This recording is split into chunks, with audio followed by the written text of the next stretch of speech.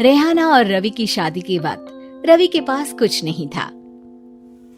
रेहाना, तुमने मुझसे शादी करके एहसान किया है। मुझसे ज्यादा तो तुम कमाती हो। अरे तो क्या हुआ, एक दिन आएगा रवि कि तुम खूब पैसा कमाओगे। मुझे तुम पर पूरा विश्वास है। रवि और रेहाना खुद को स्टैंड करने के लिए पूरी मेहनत करते। रेहाना, मैं नौकरी नहीं करना चाहता हूँ। तो कोई बात नहीं, मैं नौकरी करके घर चलाती हूँ, तुम बिजनेस सेट करने की कोशिश करो। एक दिन रेहाना, तुम जानती हो, मैंने जो विज्ञापन बनाने वाली कंपनी खोली थी ना, उससे बड़ी ब्रांड का ऑफर आया है। अब हम लोगों के दिन प्यारे न्यारे हो गए हैं। मैं जानती थी रवि कि एक दिन तुम सेटल हो जाओगे। रवि का काम अच्छा चल जाता है। एक दिन वो रेहाना से कहता है, रेहाना, अब हम लोगों का बच्चा भी हो गया है। बहुत छोटा है वो, उसका ख्याल कैसे रखेंगे हम? कैसे क्या, मैं गांव से माँ को लेकर आ जाती हूँ। नौकरी से हाफ डे ले लिया करूंगी। अभी तो वो छोटा है, स्कूल जाने तक मैं मैनेज कर लूंगी।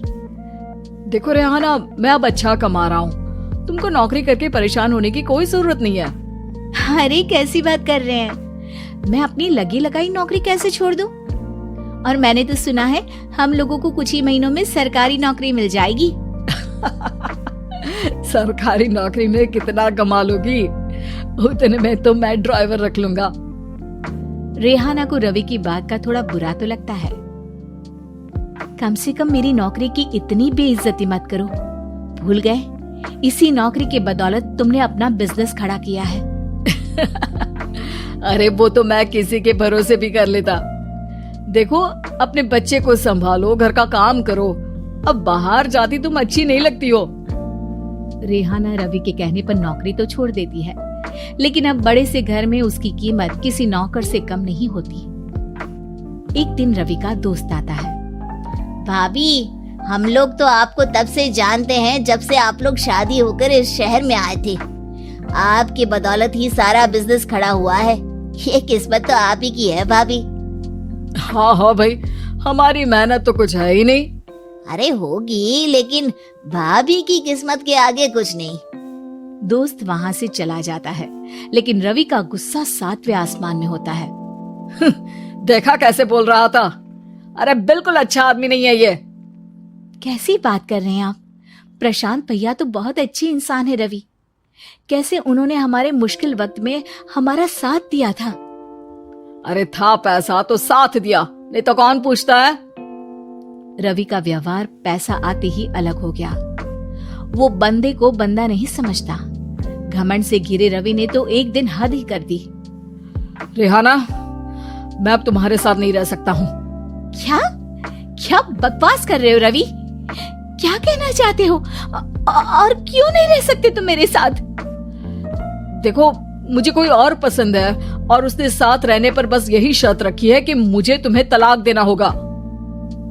रेहाना, जो कि एक स्वावलंबी महिला थी, उसने बिना देर किए रवि को कह दिया, कोई इश्यू नहीं, मुझे पैकिंग में 4 दिन का वक्त लगेगा, लेकिन तब तक मैं तुम्हारे साथ नहीं रहूंगी। 4 दिन के लिए तुम कहीं और शिफ्ट हो जाओ, मैं घर से निकलूंगी तो बता दूंगी। रवि घर छोड़कर चला जाता है। रेहाना को दुख होता है, वो रोती है, लेकिन व्यवहार से स्ट्रॉन्ग रेहाना को पति के वापस आने का और उसे सबक सिखाने का पूरा भरोसा था।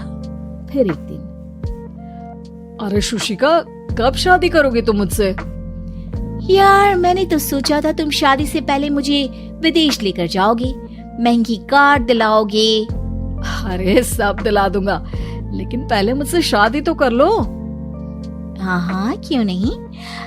मैं कुछ दिनों के लिए अपने मम्मी पापा के पास जा रही हूँ और लोगों से अपनी शादी की बात करूंगी। अरे शुशिका, कैसे रहूंगा मैं तुम्हारे बिना? अब तो शादी होने वाली है हम लोगों की। शुशिका रवि को छोड़कर चली जाती है।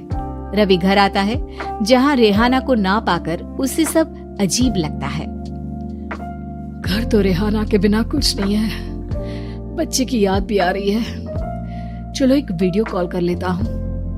रवि रेहाना को वीडियो कॉल करता है, लेकिन रेहाना फोन नहीं उठाती। रात को सोते वक्त मन कर रहा है मुन्ने को गले लगा लूं। चलो कोई ना, शुशिका से शादी के बाद मेरे और भी बच्चे होंगे। अगले दिन रवि ऑफिस जाता है जहाँ टीना खड़ी होती है।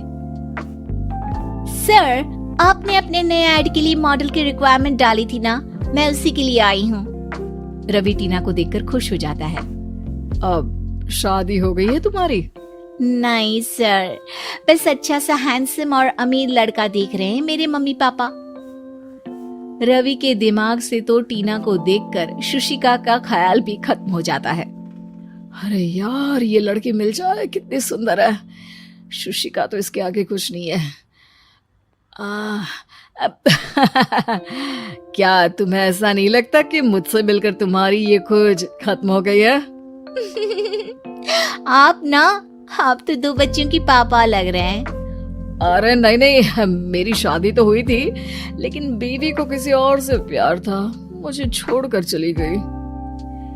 खैर, टीना की दोस्ती रवि से हो जाती है, लेकिन 1 महीने बाद शुशिका रवि के पास वापस आती है।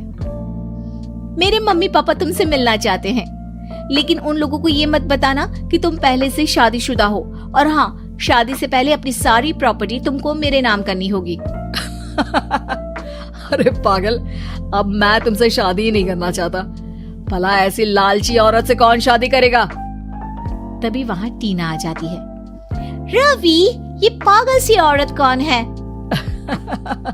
देखो, तुमने ही कह दिया ना पागल, तो पागल ही है।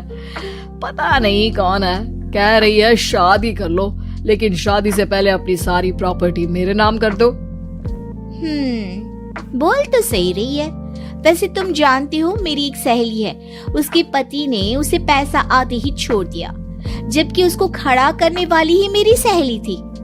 और मुझे भी भरोसा नहीं है, अगर मैं भी तुमसे शादी करूंगी तो तभी जब तुम मेरे नाम अपनी सारी प्रॉपर्टी कर दोगी। अरे हाँ, क्यों नहीं, बिल्कुल कर दूंगा।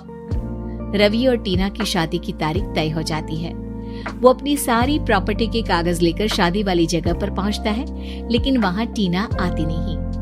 रवि टीना को मैसेज करता है, कहाँ हो? सॉरी, मैं तुमसे शादी नहीं कर सकती, मुझे तुमसे भी ज्यादा पैसे वाला मिल गया। रवि को गुस्सा आ जाता है। वो गुस्से से सारा डेकोरेशन तोड़ रहा होता है कि वहां रेहाना आ जाती है। सर, क्या हो गया?